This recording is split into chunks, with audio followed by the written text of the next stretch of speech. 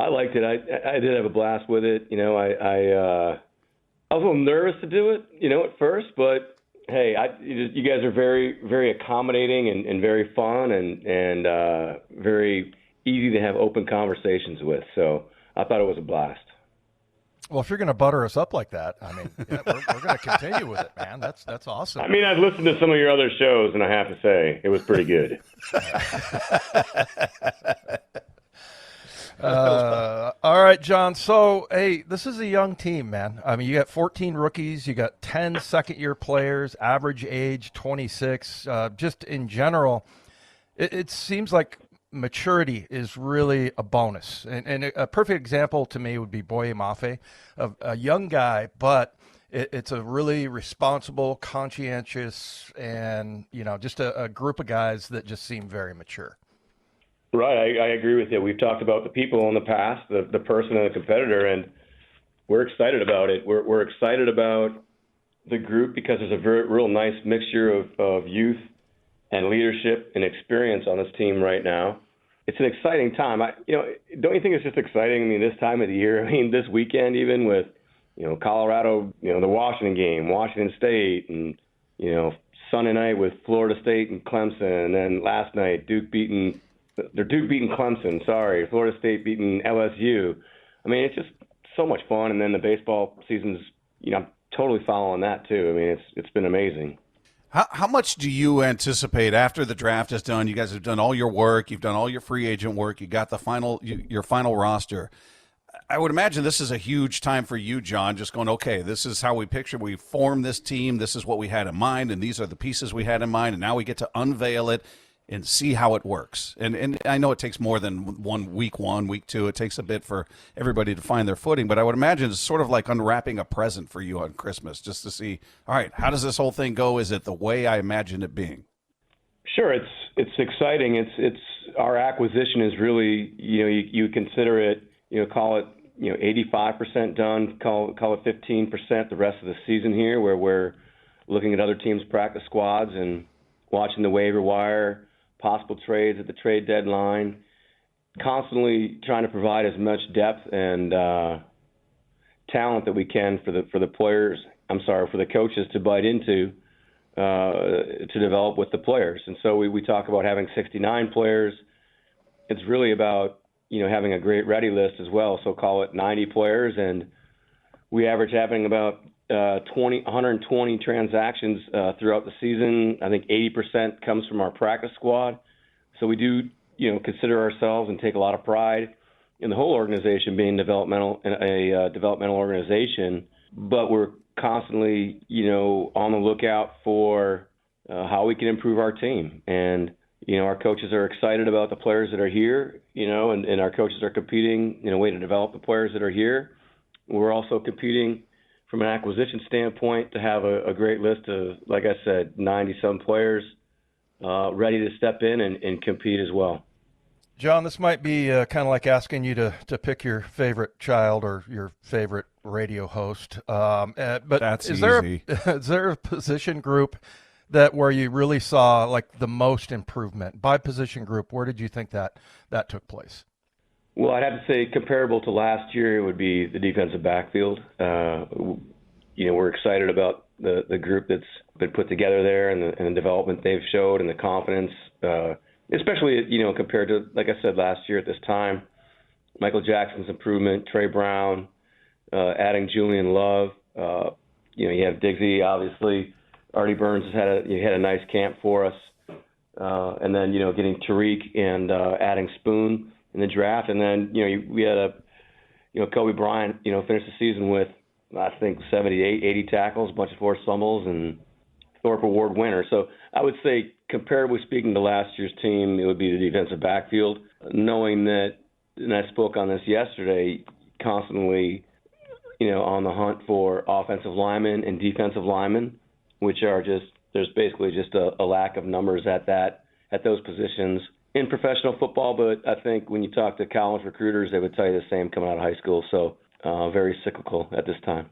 Hey, John, how tough is it? I would imagine, I've talked to Dave about this a ton, just about being a rookie and acclimating to this level of football and how everything is just so precise. And when they tell you to take a 6-inch step, you better take 6 inches, not 7, not 5, and all of that. But to be a rookie who doesn't start the season, who's sort of behind the 8 ball, and I'm talking about Witherspoon, obviously, we're all excited to see him, top 5 pick, but he's unfortunately been dealing with injury. And is that something you look at with some sort of trepidation, going, man, he's X amount of weeks behind, it's going to take him this long to catch up and get, in the rhythm of the season? Or how do you view that for a rookie who's starting out their career like this? Do you talk to Dave Pearson about that or Dave Wyman? That'd be Dave Wyman, yeah. Oh, Dave Wyman. Okay, I thought Dave Pearson may be the expert in that area. No, I think one of the primary reasons we drafted Spoon was because of his anticipation, his feel for route concepts, his awareness. And when he was practicing, he was playing inside. He was playing the nickel spot, primarily where Kobe had played last year, and he was doing a great job. He's a guy from a studying and work ethic standpoint that you don't worry about at all. If it was a guy that we had drafted just purely on height, weight, speed, and physical tools only, then that would be a concern, yes. Hey, John, tell us about, we kind of talked about physical running backs and how important that is in today's game. And just Charbonnet and Walker, that you got DJ Dallas obviously as well, but how important that is these days, because I don't know. I mean, I think that there's a lot of belief that tackling isn't what it used to be, and I don't know if that's early on in the season just because you don't hit nearly as much. But having those two young guys that look like they can put a move on you or possibly put their head down and run through you, how valuable is that? Extremely valuable. You can see teams that wear other teams down. I agree with you in regards to some of the fundamentals in the game of football right now, with blocking, tackling, catching the ball. Just the time that college coaches can spend with their players has diminished over the years, and so that's something that we really have to focus on here. And we use the OTAs to do that. We obviously can't do it with tackling, and I think you see that throughout the league. That guys aren't necessarily throwing their bodies around as much as they used to. A little bit more cautious. They don't want to get fined either. They want to take care of themselves, and rightfully so. So I think that is extremely important. And as we saw several years ago, we lost 3 runners in a span of 2 games. And so, it was very important. It's very important for us to have as much depth as we possibly can at that position. It's a position that's very difficult to play and sustain, a durability level that's where you can have a championship caliber team at the end of the season, and that's just really important. Hey, John, are you surprised at all? I mean, you're the guy behind the scenes, pulling the levers there and making acquisitions and determining who gets what. Just sort of the conversation about the running back position that's just grown and grown, and the devaluing, I guess, of the position in terms of what they make. It's odd because, you think back, the stars of the league, the faces of the league used to be the running backs, along with quarterbacks, of course. But it was, go back to Jim Brown or Gale Sayers to Earl Campbell to O.J. Simpson to Emmitt Smith and Barry Sanders and Walter Payton. I mean, those were the names that everybody knew. And now it seems like it's transitioned a bit. Is that the game evolving and relying more on a passing attack and just attacking the field and the offense in a different way? Or how do you see that the way that position has evolved or maybe devolved? Well, I think all of the above. Everything we've just talked about with blocking and tackling and the technical skills of the different positions, and the defensive linemen are if you're a big-bodied young high school player, you're going to want to play in the defensive line. You're going to want to get recruited as a defensive lineman, and those guys are making great money, and receivers are making great money right now. But I do think there's a chance that this swings as well, and like I said, things are cyclical, and we'll see how it goes over the next several years.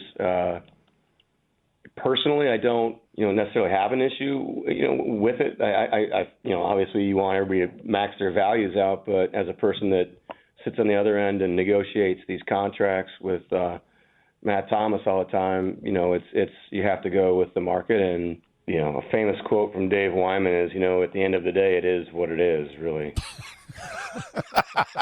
That's cool that he created that too. That's Yeah, very he made it up original. himself because he has many leather-bound books and created a lot of Smells things. of And he's rich really mahogany. impressive. Yeah, it was very impressive Stanford education. This isn't a roast, okay? This is not a roast. No, come on now. Hey, tell me. We just claimed a Stanford alum, Who? Caillou Blue Kelly. Oh, yeah. Okay. Yeah. I see Yeah. him listed as a cornerback. Hey, what about linebacker, Did you have the John? weekend off, Dave? or- Yeah, I did have the weekend off. Okay. Hey, We also as far claimed as a linebacker from Vegas, Drake Yes. Thomas. Good player. yeah, I saw that.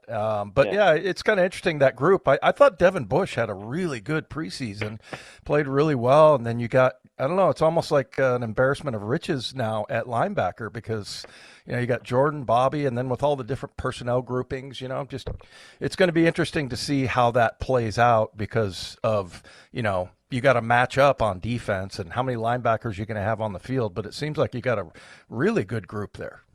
Yeah, it'll be fun to see. The coaches are working on it right now, game planning for the Rams and figuring out how they're going to play these guys in different personnel groupings.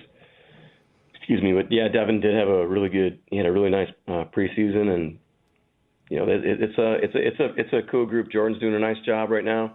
Really attacked his rehab, and so it's cool to see him out there. We had a bonus day yesterday, so it was great to see him out there yesterday running around and really flying around. So it's fun. It's a good group.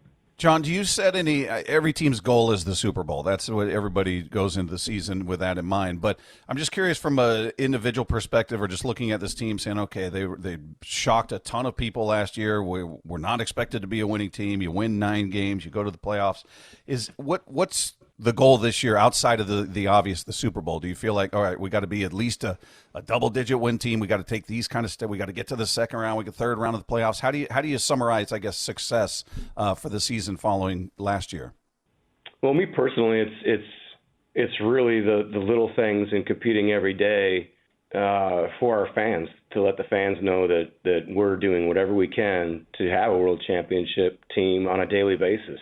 Those are, a lot of things behind the scenes, whether it's in the training room or in the equipment room or in sports science or in PR or whatever. We're doing whatever we can every single day to improve this organization and to help the players be the best they could possibly be, and help the coaches be as good as they could possibly be as well, so that when it gets down to it, there's just tons of momentum as you get towards the end of the season, and people are feeling really good about, I'm talking everybody, I'm talking fans, coaches, staff members in the building, everybody's feeling really good about, the product that we're putting out on the field and the effort the guys are giving, and what our identity is going to look like, towards the end of the season. Of course, that's to say the Super Bowl, that's every year. We've had the same goal ever since we walked in the doors in here in Renton in 2010. Hey, John, real quick, Jamal Adams, it's all about his health and everything, his injuries and stuff. But talk about what kind of a leader he's been. Even though he's not out on the field, he's there, and you see him at every practice. What has he meant to this team? Yeah, I think you hit it on the head, Dave. I mean, he's rehabbing on his own, and then he's going through the walkthroughs, and then you can see him at practice, just the intensity, chatting it up, communicating with his teammates. It's important to him. He went through a rough time with this injury. It's a bad injury, and he's a very, very prideful individual who has very high expectations for himself, and rightfully so, with several Pro Bowls with the Jets and everything, all the early success he had, and then coming here and setting the sack record, and he's had a lot of pride. So to see him out there and just attacking his rehab and progressing the way he's progressing it's really impressive. He brings that big speaker out there on the field, and it's just booming the music out there. So sometimes he's out there with the fans, and I'm not sure they can even hear the crowd or hear the players out there. So it's just so loud. But he's been doing a great job. We'll be excited. We'll be very excited when he can come back. Yeah, we can't wait to see him get out there, and so excited for the beginning of the season. And it was awesome to catch up with you again, my friend, and we really appreciate Dave Pearson allowing this to happen, being gracious enough to let us speak with you. And I thought it went very well. I think perhaps we could do it again down the road. That would be awesome. If we could do it Thursday the 15th, that would be ideal. Okay. Oh, February 15th. Sorry. I screwed up. Sorry. Yep. Dave showed something to me. I thought it was, yep. Okay. It's Thursday, February 15th. John, I appreciate you guys. Thanks so much. Thanks for having me on. Thanks, Good John. talking to you guys again.